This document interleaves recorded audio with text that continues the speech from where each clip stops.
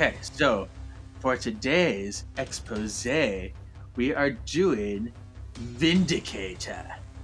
But he also is known as Guardian or Weapon Alpha. He's got all kinds of names. And he is his name is James Hudson. And he is a founding member of Alpha Flight, which is like the Canadian superhero team. Oh my god. Canadian and he is supposed to be like the equivalent of Captain America. He's like, I'm Captain America but Canadian, so that's why I'm cool like that. And his first appearance was the X-Men number 109 in February 1978, created by Chris Claremont and John Byrne. What's his powers? You know what's interesting is he technically doesn't have any. The suit is what gives him powers, much like Captain Britain. Oh, interessant. Okay, so he's just a man roaming through the woods who gets a suit. He's like, yes. Yep. Actually, so that makes him very similar to, like you said, Captain America, because Captain America got augmented powers through the experiment. So, yeah. So there you go. That's him. And much like you said, Vindicator has gone between Vindicator and Guardian multiple times. He trades off with his wife, who is currently Vindicator. Yes, and that was a new revelation to me. Yeah.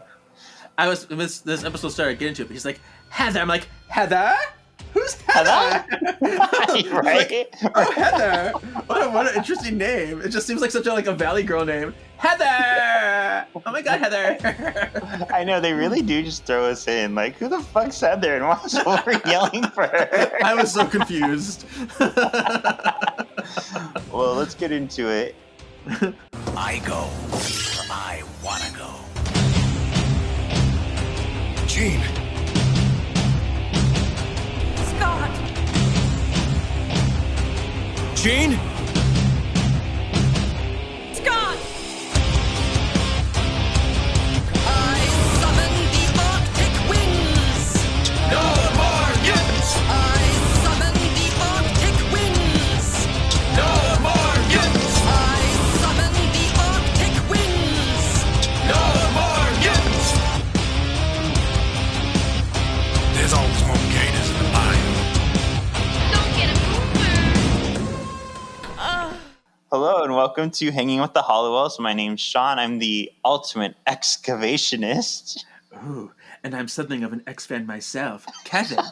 I love yours. So today we're talking about first Repo Man and then X-Ternally yours. That is a loud cleaner outside. Do you hear that? I do, but not as badly as I was expecting to. Okay. All right, so Repo Man. This one, Kevin, this is exciting because it was actually written by Len Wein. Have you ever heard that name ever? I have.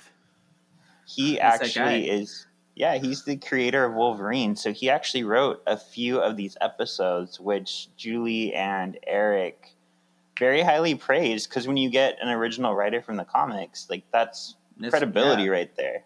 Especially if the guy that created Wolverine writing a Wolverine episode, it feels very, authentic. Yeah, I believe all 3 episodes that he did, I believe it's 3, it might only be 2, but they're all Wolverine centric. So they knew what they were doing with Mr. Wynn. Mm-hmm. All right, but before we get too far... Previously on Salve for X. Previously.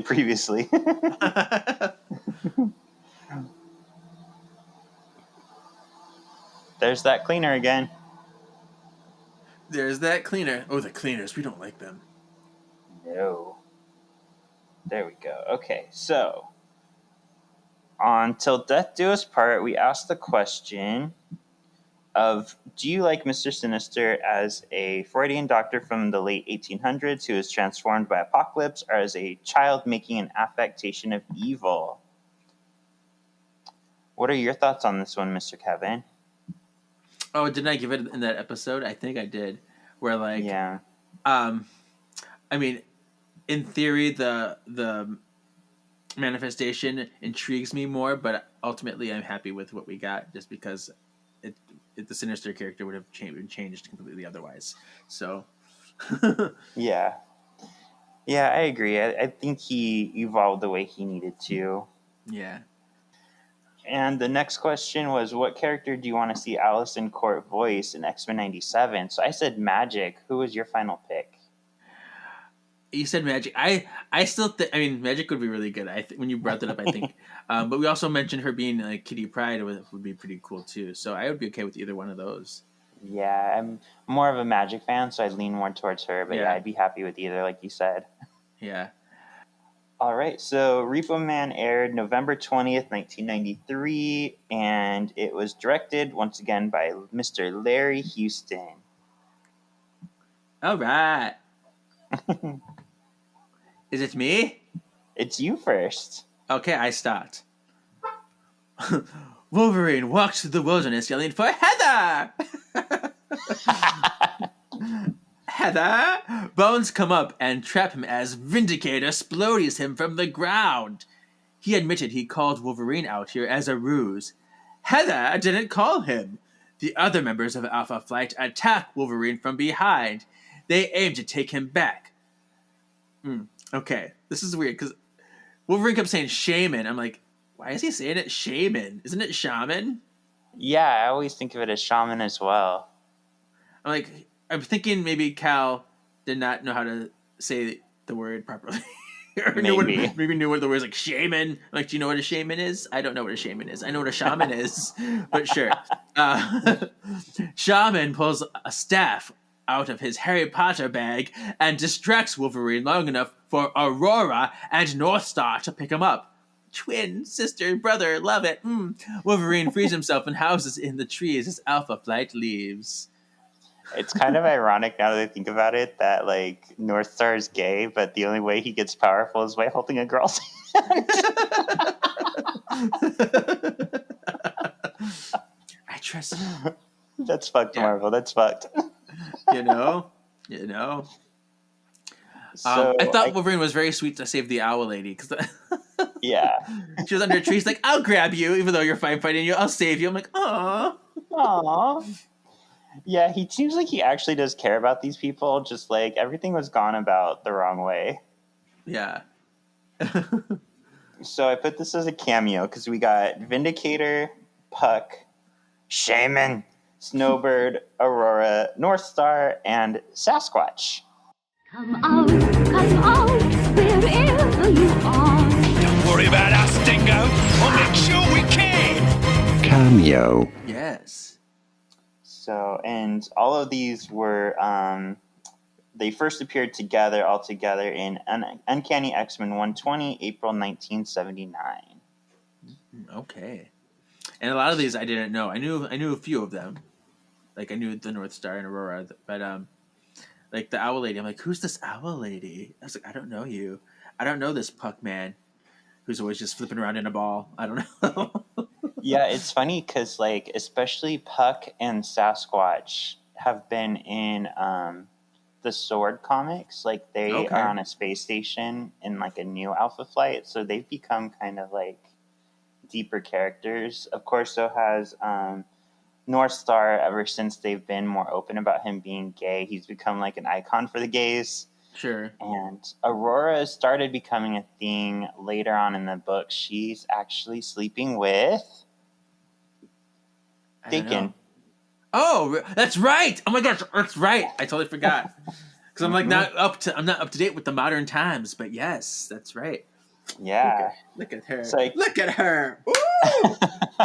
So I guess out of all these, we don't really see Shaman too much anymore, and Vindicator and Guardian we don't really see as much. Yeah. All right. Wolverine flashes back to when he was held captive in a lab and the adamantium was bonded to him. Wolverine's healing factors would allow the experiment to work. Wolverine's hands start itching and he pops claws. They allow him to break out of the tube and escape. The lab is exploding and Wolverine ditches his efforts to get the professor and escapes into the wilderness. So at this time, Kevin, it wasn't canon yet that Wolverine had bone claws. Oh. So we're gonna actually see an episode later, actually funny enough, written by Len Wein, where Wolverine actually is wearing like those claws that you Yeah. hold in your fist. So like that's why it wasn't canon. When Wolverine was first imagined, he was supposed to be like a young, like hot dude. And then the first time they took off his mask, it turned out he was an old dude who was Canadian, which wasn't the creator's idea for him. And then the original plan was that he wore like gloves with the claws, so they weren't actually attached to him. Okay. He's gone through a lot of changes. Changes. There's a comic that kind of explains like why he leaves Canada so fast. It's really like fascinating. It's called Original Sin. One of his memories that was erased is that he was supposed to kill the professor. So he did this series of things to get known to the professor. So like he fights the Hulk to like start a name for himself. And then he joins Alpha Flight to show the professor, like, hey, look, over here, I'm working on a team.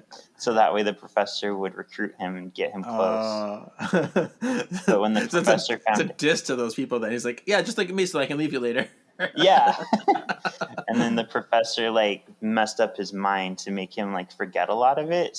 Like, wow. You don't want to kill me. Right? This is some shady stuff. Oh, my goodness. Yeah.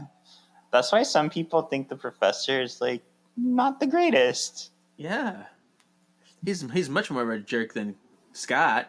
That's all I gotta say. Stop trying to make Scott happy. I have to. I love him so much. Heather! Heather! Oh. Back at the manor, Jean is finally looking for the professor. She scans through a number of mutants with Cerebro.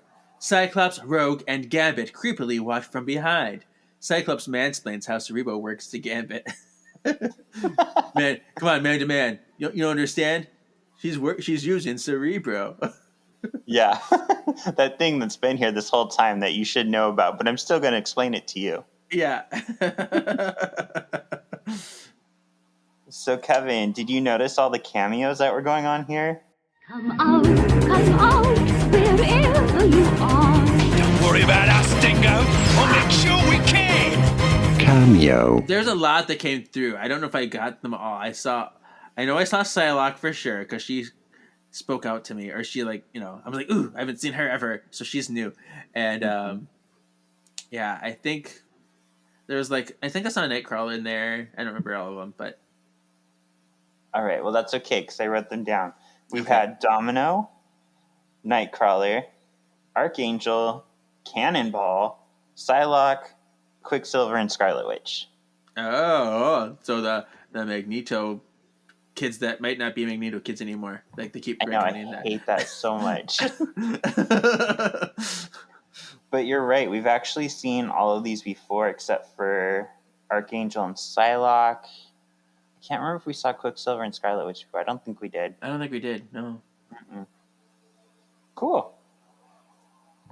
All right.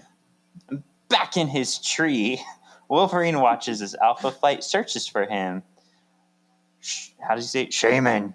Yeah. Rocks the ground to bring Wolverine out. Alpha Flight subdue him together. Wolverine tells Vindicator he won't work for him. Vindicator says, fuck your drag. We want them bones. Them bones. Them bones. Bone me up. Yeah. All right. 5. Or is it 4? No, 5. Okay. Wolverine wakes up to find himself questionably shirtless and shackled. Oh, what did they do to me? Did I have a better night than I think I did? Right. Heather walks in and admits she is running the project and did in fact set Wolverine up. She's like, it was you! All along, they told me it wasn't you, but it was you! Oh my goodness gracious, Heather! Hey, surprise!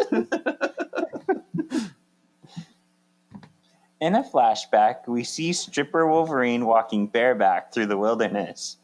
He's He sees Heather and James with a gun and attacks them. Heather He's got shoots a him full of gun. drinks, right?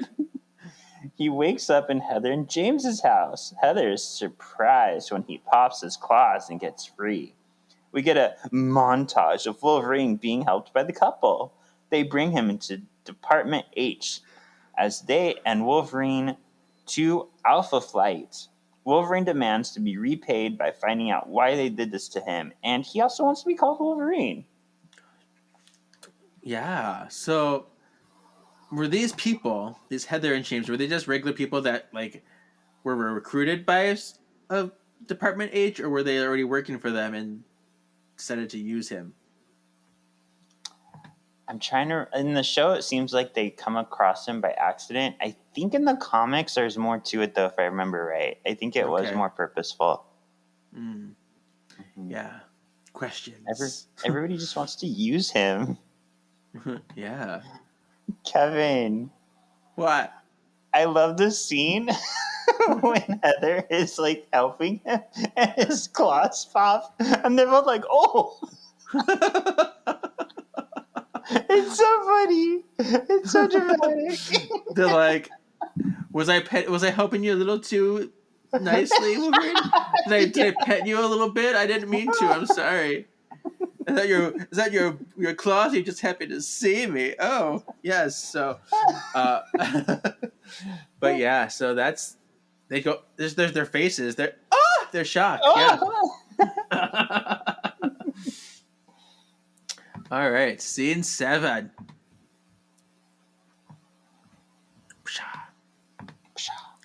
Back in the present, Wolverine is still talking to Heather, Vindicator, and Jason. Oh yeah, Jason. He's like, Jason. I'm Jason. I work for this Department H over here. From Department H. I keep wanting to say Preparation H when it comes to Jason, but he needs it. That's what I get the feeling about. So, but they come in and tell Wolverine they brought him home to make do on their investment. They want to test Wolverine to see how he survived. Like, and Vindicator is still mad at Wolverine. He's like, he left us. I know, get over it. He throws a tantrum and leaves. Heather is ready to start the test, but not too gentle. Yeah, she's like, I'm gonna be really nice, and he's like, but not too nice, not too gentle, because we want to have him suffer. He's such a Jason's creepy. I know. I like a little bit of sadomasochism. Masochism. There we go. You've broken me.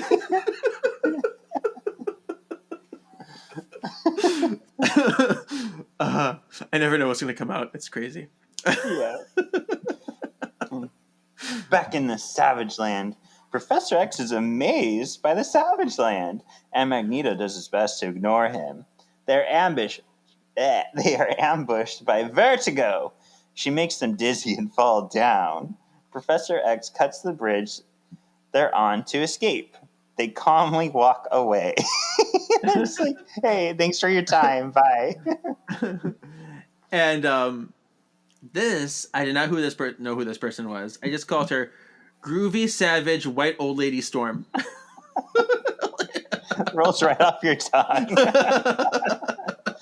Because she's like Storm, but she's like definitely less energy. She's like, I'm a little older, and I can't really get that out loud, but I still have it in me, and so she just compensates with this like really groovy outfit, like. Yeah. So this is Vertigo. She was first in Marvel Fanfare #1 in March of '82. So she was born 2 years before me. Oh wow. And she's able to induce extreme disorientation, nausea, and unconsciousness. Oh. Craziness. But you know what's cooler than that? What? Covered in scorpions. Covered in scorpions. I mean, I was getting those vibes. I really was. Yeah. Yeah. Back in the lab, Heather experiments on Wolverine. Through his pain, Wolverine is able to be felt physically. Oh, by Gene. Psychically. Oh, sorry, psychically. There we go. You're horny. Yeah, physical, but psychical. Psychically by Gene. There we go. That's a little bit more sense. Okay. She takes off Cerebro and explains what she felt to the class. She's like, I feel Wolverine, but I don't know where he is, and I don't know what happened to him, but he's there, I can tell you that. She tells them Wolverine is in pain, and they can't do anything about it. So, I don't know about you, but the scene seemed pointless. Yeah. I mean, why? I mean, it doesn't change anything. Yeah. Wolverine's in a lot of pain. Ow. We can't do anything. Do you want to go to lunch? I just had to show you that I can use Cerebro again. Yeah. But not to find the professor. Right. Back at the lab, Puck and Snowbird listen in on the experiment. Heather abruptly stops the probe. She's concerned the experiment is too painful. Jason wants to cut Wolverine open and pull out the skeleton. Heather rebels and tries to free Wolverine. Jason sends Vindicator to stop Heather. Heather opens the door and lets in Alpha Flight. Yeah. And so, like, it's funny. There was a part I think that happened earlier where they're like, how did you survive the process? We want to experiment on you to see how you survived the first experiment. He's like, I'm a mutant, you dimwit. Right, I like, heal. Yeah. Duh. Duh, what do you think? And it's like, yeah, I'm like, people are stupid. Yeah. But that's how scientists are, though. They always need, like, actual proof. They can't Like, just use... Yeah, like hard evidence, yeah. Yeah, I hate science. Oh. No, I don't. Science. Okay, 11. Mm-hmm. Wolverine breaks out of his shackles and joins the fight. He's stopped by Vindicator. Heather stops Wolverine from killing James. That's my husband. I still love him. Wolverine threatens the group, then runs off. But it's this part where I'm just like, divorce your husband, Heather. Like, he doesn't seem like a very nice guy. Yeah, he's not. I think they do eventually, like, divorce just because he's such a jerk. Yeah. Ugh. He even, like, sided with Department H against Heather for a minute. I was like, what are you doing? That's your And he wife. was like, yeah, and she was like trying to stop the experiments, and he like goes up to her and just like holds her down and stuff. Like, really? You're gonna be this much of a dick to your wife? Like, yeah. Divorce him right now. All right, and that abruptly brings us to the end of the episode. Wolverine just runs off, as he does. Yes. Lost in the wilderness. Yes. All right. Would you say this is extreme or exit out? Oh, yeah, I forgot about that part. Sure. I don't know. I mean, I like it, but it's still not one I love just because it's very Wolverine-centric, but I do like it. I guess I'll extreme it, but a very light extreme. Yeah, I'd agree, because, like, it is good writing. I just don't really care about Alpha Flight. Yeah, right. But we do get to see Wolverine's, like, history, which is cool. So, yeah, it's an extreme. Yeah. And who would you say is the MXP? Well, I was thinking about doing Jean, but... no, it's Wolverine, obviously. It's just his story. I mean, it makes sense, and he made me laugh. He's still being the smart guy, and he's still being protective of the people that he doesn't have to protect. So yeah, he's good. I actually said Heather because even though she's the one who draws him there, yeah, she's still like, I like that she's like somebody who's gonna do it, so it might as well be someone who cares about you, and she does like make good on freeing him in the end, but it's not a great situation overall. Yeah. Cool. What would you say is the X Factor?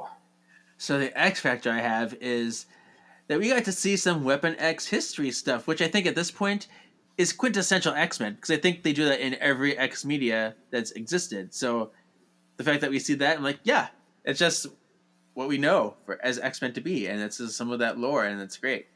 The iconography of it. Yeah, they've managed to like somehow oversaturate, but not what's the word I'm trying to think? Like it's not old. They keep adding Yeah. to the lore of what the Weapon X project was, but it just makes it more interesting and more mysterious. Mm-hmm. So yeah, this is cool. We're seeing the beginning of it, and the story wasn't that old yet in the comics when this came out. So it's cool that they're like taking it on early and giving what the viewers want. Yeah. Mm-hmm. All right. So are we ready to move on to our second episode, X-Ternally Yours? I think so. I think we is. Awesome. All right, and on this expose, and this is kind of funny because we're highlighting Gambit. There's been a lot of like argument back and forth because technically his first appearance was the Uncanny X-Men Annual number 14 in July of 1990, but some people say it was the Uncanny X-Men number 266, which was August 1990. And the reason there's some like debate is I think it goes off of the month because it says it was released in July, but it was I think technically released after Uncanny X-Men 266, if I remember correctly. So chronologically, his first appearance is Uncanny X-Men, even though like it came out later. Okay. Mm-hmm. All right. Neat. Because in this one, it's weird. Storm is like trapped as a little girl with no powers, and she's on the run in the streets, and she comes across Gambit, who helps her, and this is like the start of their friendship. Yeah. Cool. And he was created by Chris Claremont, who wrote him, and Jim Lee, who drew him. Two huge powerhouses. You're gonna see, Kevin, a lot of our favorite characters all go back to Chris Claremont. That's true. But he can manipulate kinetic energy, which he usually does through charging inanimate objects. Oh, and it says one of his abilities here is his superhuman charm. Oh, I'm a chama. I'm a charmer. Yeah. Oh. All right, so X-Ternally Yours, this aired December 4th, 1993, written by Julianne Clem, directed by Mr. Larry Houston. Mm-hmm. We see an X-Jet that just crashed. Cyclops is being stalked by just about everything. The scene fades and Cyclops is in the Danger Room. He tells Gambit to crank it up. Gambit does and then gets a phone call. He leaves to take it, basically leaving Cyclops alone on hard mode. Above, someone tells Gambit that Bobby is in trouble. He mentions the Tithe and shit gets real.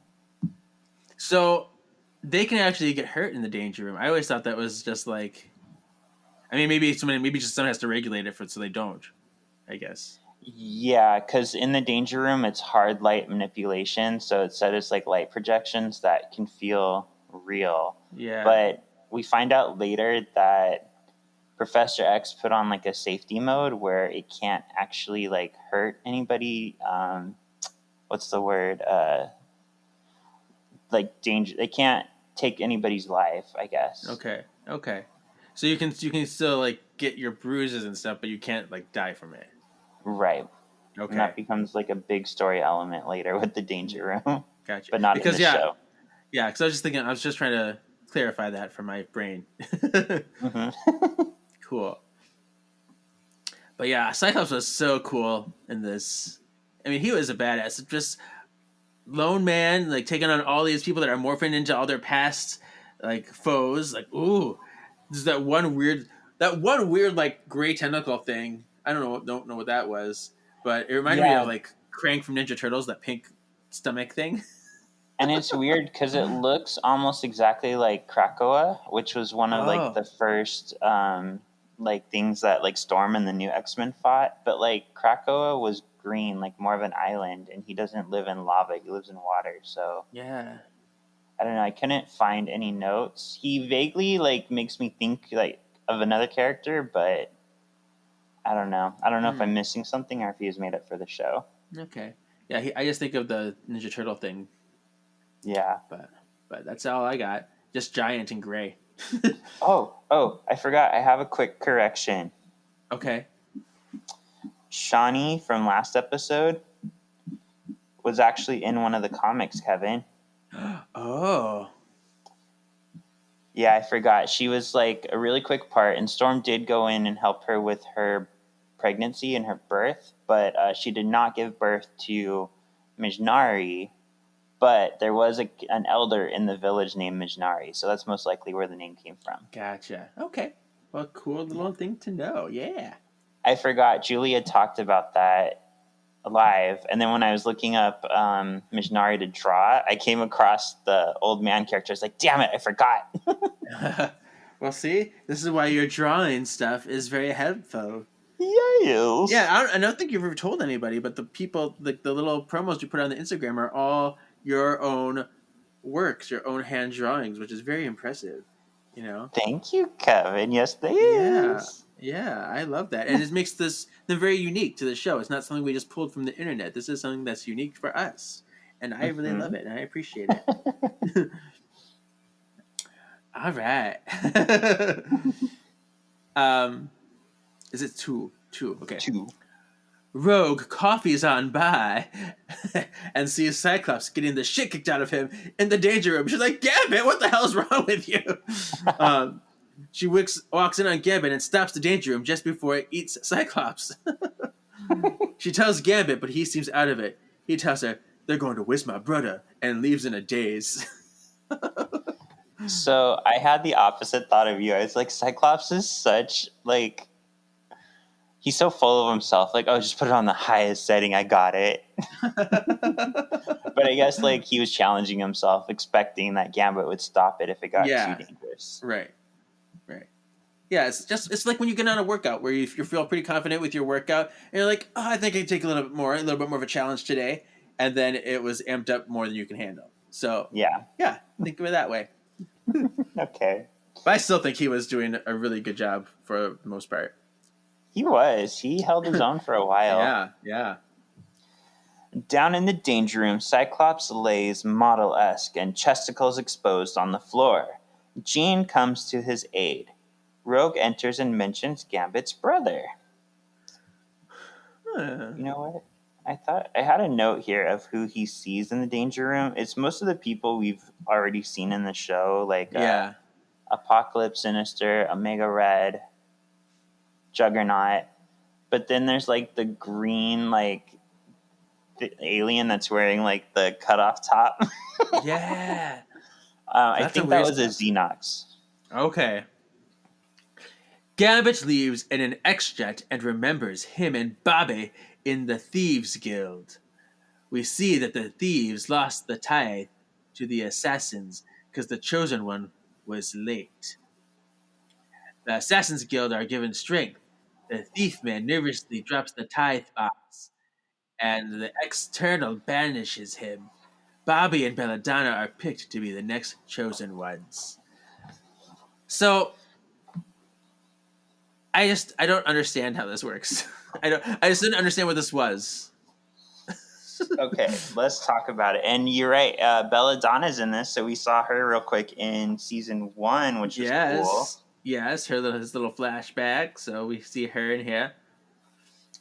Yeah, and so the way this looks like it works, and this is very kind of simplified from Gambit's backstory in the comics, but every 10 years, they have to bring a tithe to the X-Ternal. And what is a tithe? A tithe is something used in like religion, where it's basically an offering. So you usually hear like in a church setting, a tithing would be a donation of money, but in this, it's more like an offering of something to her. And it has to be something specific because she doesn't like everything. Yeah, it looks like it has to be something specific. Interesting. So it looks like every 10 years, they both have to bring their tithe. Whoever brings it first gets extra strength. And if you don't bring it at all, then you're punished, it looks like. Oh, so okay. Yeah, I was just like, I don't understand what's going on. I called this lady Space Alien Drag Dominatrix Storm. Yeah. I actually put her as a 90s moment. You got mail. 90s moments. For multiple reasons, because number one, she's dressed the way she is, but also because in the 90s, the externals became kind of like a big story plot. This character herself was made up for the show, but she's kind of like an amalgamation of other characters that were used. So there's like Gideon, Kandra, Cannonball. There's a big storyline where like they were immortals who couldn't be killed, and like they did all these things behind the scenes. So that's where this idea of the external in this episode comes from. Okay. Yeah. They just always kept reminding me of Storm. These people, I don't know why. Yeah, I could see that. It looks like in the official book put out by Eric Lewald, the monster in the beginning is just referred to as Lava Monster. Okay. Rogue and Jean check on a wounded Cyclops. Jean shares the pain she felt in Gambit. Wolverine walks in and offers his help to do nothing. Yeah, sure. Easy peasy. Yep. Gambit lands in Tiana's Bayou Adventure. I mean, lands in the bayou and hops in a boat with Pierre. Oh, and I called him Homeless Rambo. I can see that. What a homeless swamp Rambo. Oh. Yeah. He says they found Bobby. Oh, Bobby. Bobby. The accents in this episode, I just kept laughing because everything was so cartoony. I laughed. But the assassins have him. They captured him on the Tithe. The assassins used Bobby to get to Gambit. Yeah. Or are using Bobby. Bobby. And I don't know if we've said this on this show, but assassin is my favorite word because you get to say ass 2 times in polite conversation. Now the world knows the truth. Now the world knows. Listen to the Charmed Show. Yeah. And podcast by podcast. Mm-hmm. Wolverine flies Jean and Rogue over the bayou. Jean somehow sees his plane and they land. Wolverine smells the inside of the jet and the trio start tracking Gambit. So I kept writing bayou because they never said exactly where they were going. I assume Louisiana or New Orleans, but who knows? Right. Could be anywhere that has these environments. Mm-hmm. Did you notice when they're flying, Jean just points and she's like, there's his plane. And I'm like, but everything was moving so fast. It all looked the same. There were just trees. How did she see the plane? Yeah. You know? Meanwhile, Pierre and Gambit come to the Assassin's Guild manor. Gambit demands that the guards let him see Bobby. They take him to the cell. As Bobby and Gambit argue, he's like, "You made me a thief. I was your brother. You still a thief." Thief. Yeah, you made me a thief. I just laughed and laughed. Enter Belladonna. She's mad that Gambit walked out on her. She offers Remy marriage for Bobby. I still have your ring. He accepts. Bella uses the ring to tap Gambit and torture him with it. So Belladonna, she first appeared in X-Men number 8 in May of 92. So this is like we've seen with a lot of other characters. She's like barely even a year old and they're already putting her in. Yeah. Crazy. But it's pretty similar. Gambit and Belladonna fell in love, but they were both from opposing Romeo and Juliet sides, and they shouldn't be married. But in this one, the Thieves and Assassins actually wanted them married because it could bring peace between the two guilds. But then Gambit leaves. Yeah. Mm-hmm. Meanwhile, Wolverine, Jean, and Rogue find Gambit's old home. They use the professor's files. I like the way Wolverine and Rogue were kind of talking, and then Jean just goes, "I sense people." It was so out of left field and so funny. Like, all right. All right. The floor gives out, and the three fall down a shaft. They find they have been trapped by the Thieves Guild. The thieves think the trio were sent by the assassins. The X-Men break free and fight. Pierre comes running in with Bobby and the Tithe. They reveal Gambit has been captured. Rogue looks surprised when she hears Gambit has a woman. A woman. Yeah. When they walked into this house, though, I was immediately got like Resident Evil Mansion vibes. Which is funny you say that, because today on Netflix, the Resident Evil show starts. Oh, you're right.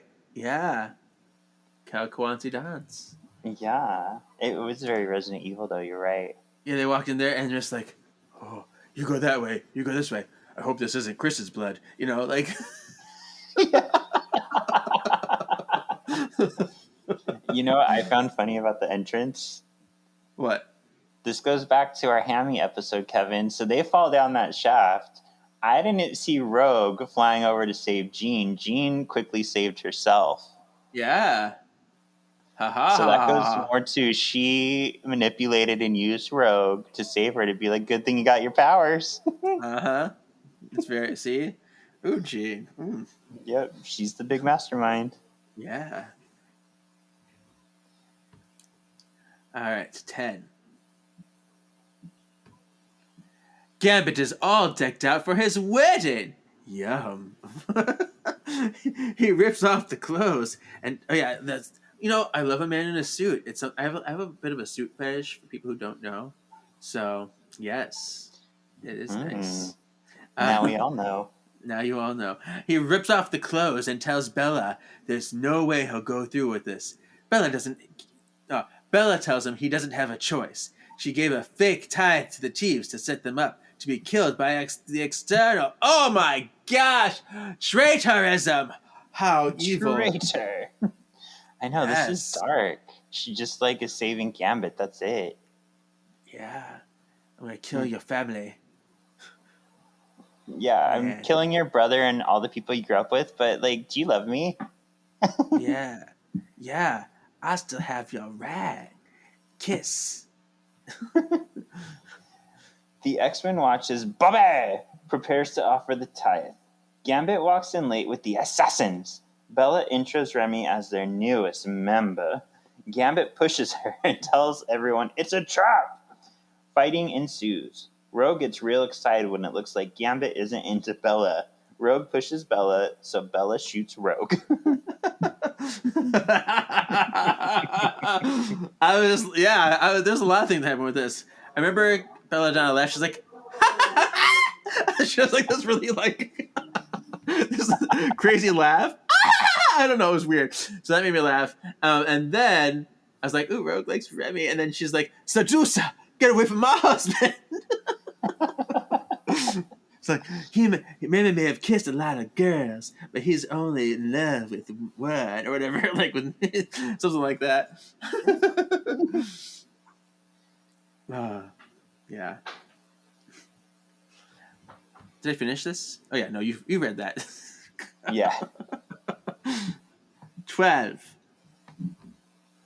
All right. On the battlefield, Wolverine tries to cut the ring off Gambit, but it burns him. The thieves and assassins dance fight. They're breakdance fighting. Jean takes all the weapons. Everyone fights bareback. Rogue confronts Bella. Jean mansplains that they need to help find the real tithe, or all the thieves are dead. Wow. This is dark. Yeah. A light shines through the action as the X-Ternal arrives. She senses the tithe is false. She calls Bobby and Bella to the front.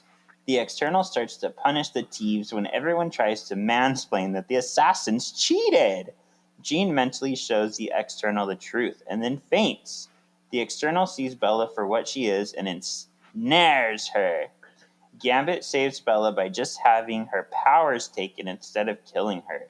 Gambit leaves the ring and bounces. Wolverine carries Jean. Yeah. Ooh. I found it very easy for Gambit just to lay down that law and be like, just take her powers. Take the thing that Yeah. she is. Yeah. He's like, she needs to be punished, but don't kill her because she needs to suffer. Yeah. No, it's just, yeah. There's history. I get it. It's fine. Where are we? 14. All right. Back at the manor, Cyclops is hurt that Gambit didn't just tell them about his issue. Jean explains trust, and we all learn something. Oh, yeah, very Full House moment there. A very Full House moment. In the Savage Land, Magneto and the Professor and the Skipper, too, walk through an empty village. Magneto and Professor X bond over war. Enter Barbas. There's a small battle, but it is won with bees. Magneto and his boyfriend escape. Escape. Oh, so it's not Barbas from Chart, but it's Barbarous? Barbarous, yes. Oh, don't call me Barbara. Just call me Barbarous.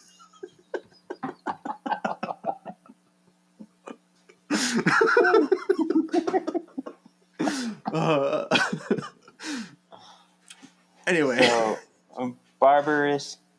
Come out, wherever you are. Don't worry about us, Dingo. I'll make sure we can. Cameo. This is his first cameo. He was introed in X-Men 62 all the way back in November of 1969, Kevin. Wow. Yeah, and for a long time, I mistook him for Forearm, who is not Barbarous. They are two different characters who look exactly the same. Yeah. All right.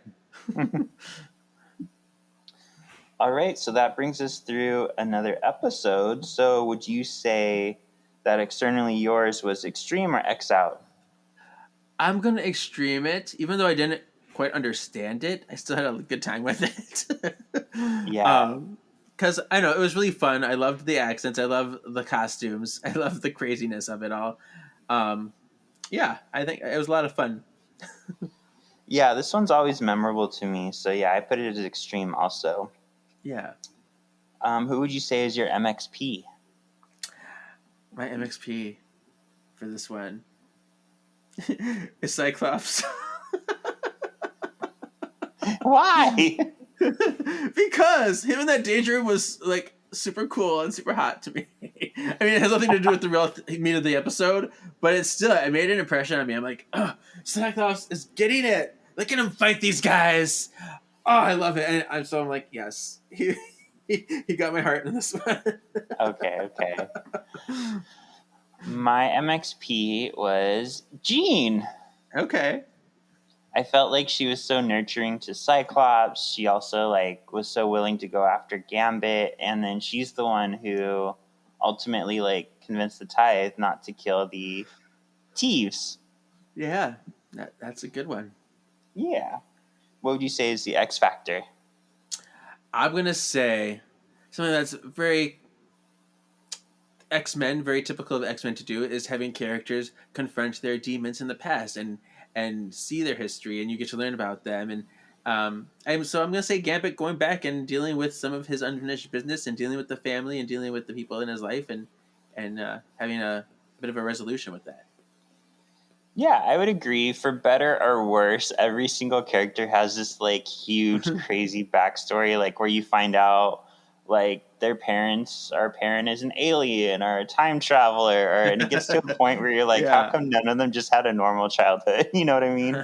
So it is very X-Men, and it is something true of many heroes, because I think 2 years ago we found out Captain Marvel's mom is an alien, which is why she took to the power so easily. So Yeah, it happens. Mm-hmm. All right, so for this week's Previously On, we want to know from all of you listeners, sexy X's, if you will, would you rather be a thief or an assassin?